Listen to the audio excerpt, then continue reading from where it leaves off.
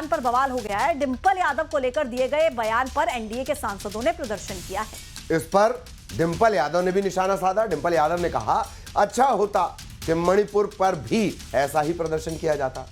Colonel Sophia Qureshi पर बयानबाजी को लेकर भी डिंपल ने सवाल पूछे। महिला अफसर पर बयानबाजी देने वालों पर कुछ नहीं बोल रही है बीजेपी। उधर बीजेपी के हमलावर रुख के बाद कांग्रेस ने भी मौलाना रशीदी के बयान की कड़ी आलोचना कर दी है।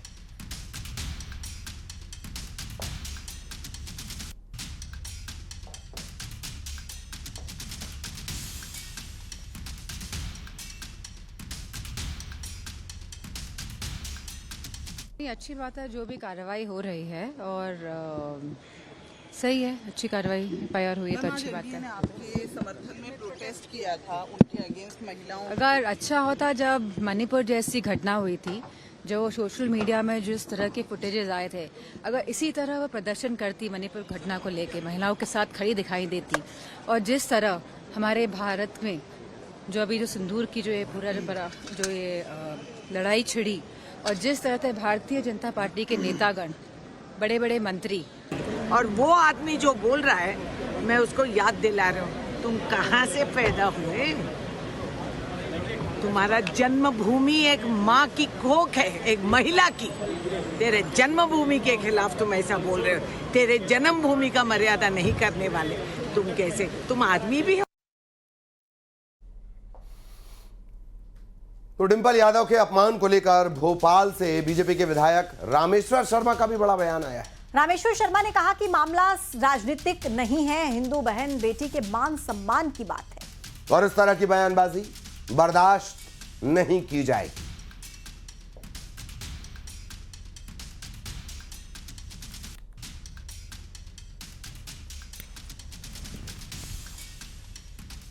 तो डिंपल यादव के राजनीतिक दल का मुद्दा नहीं है, ये भारत की सनातन की बेटी का मुद्दा है। इसलिए मौलाना को हर हमेशा इस बात का ख्याल रखना चाहिए कि वो हिंदुओं की बहन बेटियों के साथ या किसी भी बहन बेटियों के साथ कुछ भी टिप्पणी करने से पहले 10 बार सोचना चाहिए। उधर मध्य प्रदेश विधानसभा के मानसून सत्र का हंगामेदार आगाज हो चुका है। बिल्कुल, और कांग्रेस के विधायकों ने सरकार के खिलाफ जमकर नारेबाजी की है। ओबीसी आरक्षण को लेकर कांग्रेस ने सरकार पर हमला बोला। मानसून सत्र के पहले ही दिन कांग्रेस विधायक हाथों में तख्तियां और गिरगिट के खिलौने लेकर पहुंच गए। गांधी प्रतिमा के सामने उन्होंने नारेबाजी की। कांग्रेस के विधायकों का आरोप है कि बीजेपी ओबीसी को आरक्षण नहीं देना चाहती है। उधर बीजेपी ने पलटवार करते हुए कहा कि तथ्यों के साथ कांग्रेस सदन के अंदर चर्चा करे, इस तरह नारेबाजी और प्रदर्शन कर सदन का समय बर्बाद न करे।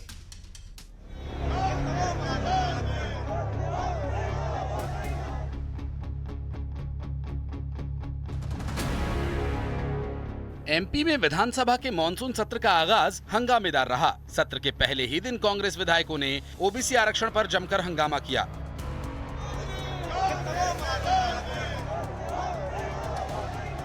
कांग्रेस विधायक हाथों में तख्तियां और गिरगिट के खिलौना लेकर पहुंचे। गांधी प्रतिमा के सामने कांग्रेस विधायकों ने नारेबाजी की। नीति में इस तरह की छोटी स्थिति में जाकर प्रदर्शन करने का कोई बहुत स्थान नहीं है। आप अपनी बात यदि तथ्य है तो दृढ़ता के साथ सदन में रखिए, पर क्योंकि मीडिया में सुर्खियों में बनना है और मीडिया में कल छप जाए, इसलिए इस तरह की नाटक नौटंकी। कांग्रेस विधायकों का कहना है कि सरकार ओबीसी को 27% आरक्षण नहीं देना चाहती। कांग्रेस के प्रदर्शन पर बीजेपी ने निशाना साधा। भारतीय जनता पार्टी की सरकार रंग बदल रही है। ओबीसी के आरक्षण को लेके, उनके रिजल्ट को लेके सरकार कुछ कहना नहीं चाहती, लेकिन इनको रोक के लिए, इनके आरक्षण को रोक के लिए, रिजल्ट को रोक के लिए सरकार करोड़ों रुपए वकीलों को फीस दे रही है सुप्रीम कोर्ट में, और ओबीसी के पीठ में छुरा घोंप रही है। तो ये सरकार को हम ये कहना चाहते हैं कि तत्काल सरकार को रंग ना बदले और ओबीसी के पक्ष के अंदर निर्णय करे। ऐसा होता है, वो वैसा सोचता है। मैं नहीं समझता कि कांग्रेस के नेताओं को गिरगिट से दोस्ती रखना चाहिए। वो तो अच्छे आदमी हैं। भगवान ने इंसान पैदा किया, इंसान रहो बेहतर। बीजेपी ने कांग्रेस से तथ्यों के साथ सदन में चर्चा करने की मांग की। उधर ओबीसी आरक्षण को लेकर कांग्रेस बीजेपी पर हमलावर नजर आ रही है। भोपाल से वासु चौरे की रिपोर्ट, न्यूज़ 18। अब खबर है इंदौर से। मंत्री कैलाश विजयवर्गीय के घर हुई पार्टी पर सियासत तेज हो गई है। कांग्रेस इसे लेकर बीजेपी पर निशाना साध रही है। कांग्रेस का कहना यह है कि बीजेपी में गुटबाजी चरम पर है और इस पार्टी में विधायक मधु वर्मा, गोलू शर्मा, मंत्री तुलसी सिलावट और मेयर पुष्यमित्र भार्गव शामिल हुए। तो वहीं विधायक उषा ठाकुर, मालिनी गौड़, मनोज पटेल, महेंद्र हार्डिया पार्टी में नहीं पहुंचे।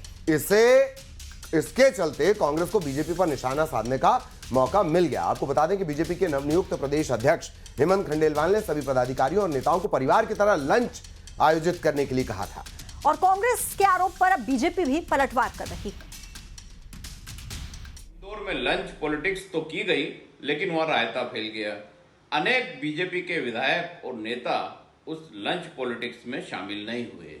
ये भाजपा का असली चाल, चरित्र और चेहरा बताता है कि उनके संस्कार और संस्कृति किस तरह की है। सत्ता के नशे में मदहोश हैं और सब आपस में एक दूसरे की टांग खींच रहे हैं। जनता परेशान है। सभी लोग आए हैं जिनसे सबसे चर्चा हुई थी। ऐसा कोई भी विधायक या हमारा नेता है नहीं जो बगैर किसी पूर्व सूचना के अनुपस्थित रहा, इसलिए उसका अनुपस्थित नहीं माना जाएगा। अटेंडेंस हुई है, मतलब अटेंडेंस नहीं हुई है, स्वाभाविक था। कुछ ही लोगों का भोजन था, तो इस कारण जो नहीं आ पाए हैं वो उनकी पूर्व सूचना है। कोई बीमार है और एक ही ससुराल में है, बाकी सब लोग रहे। और इधर कर्नल सोफिया को लेकर दिए गए बेहुदा बयान पर सुप्रीम कोर्ट में मंत्री विजय शाह के खिलाफ सुनवाई हुई, जिसमें सुप्रीम कोर्ट ने विजय शाह को फटकार लगाई। कहा कि सार्वजनिक तौर पर विजय शाह ने माफी क्यों नहीं मांगी है। इस पर मंत्री की तरफ से बताया गया कि माफी तो मांगी गई थी। सुनवाई के दौरान कोर्ट ने याचिकाकर्ता को इस मामले में हाई कोर्ट जाने का भी निर्देश दिया है। और कोर्ट ने 13 अगस्त से पहले एसआईटी को अपनी जांच पूरी करने के लिए भी कहा है। अब 18 अगस्त को इस मामले में अगली सुनवाई होगी। मंत्री विजय शाह को पद से हटाने की मांग को लेकर कांग्रेस के नेता जय ठाकुर ने याचिका दायर की थी। पिछली सुनवाई में कोर्ट के निर्देश के बाद एसआईटी गठित की गई थी जो मामले की जांच कर रही है। 11 मई 2025 को इंदौर के महू के गांव में आयोजित एक कार्यक्रम में मंत्री विजय शाह ने कर्नल सोफिया कुरैशी को लेकर बयान दिया था। न्यायालय ने स्वयं संज्ञान लिया और उन्हें फटकार लगाने की जो कोशिश की है, मैं ये समझता हूँ, माननीय न्यायालय का आभार व्यक्त करता हूँ। हालांकि उस पर कोई टिप्पणी तो नहीं करूँगा, लेकिन जो सुनने में आया है कि न्यायालय ने सार्वजनिक माफ़ी मांगने के लिए तो सुप्रीम कोर्ट ने कहा है और हाई कोर्ट में सुनवाई के लिए उनको आदेशित किया है। पहले हमें समझना पड़ेगा, जब मामला माननीय सुप्रीम कोर्ट में पेंडिंग है तो ये सब जुडिस की कैटेगरी में आता है और सब जुडिस मामले में सरकार द्वारा किसी भी रूप में दखल नहीं दिया जाएगा। माननीय न्यायालय का जो भी निर्णय होगा वो सरकार उसको मानेगी और उसी अनुसार दिशा निर्देश देगी।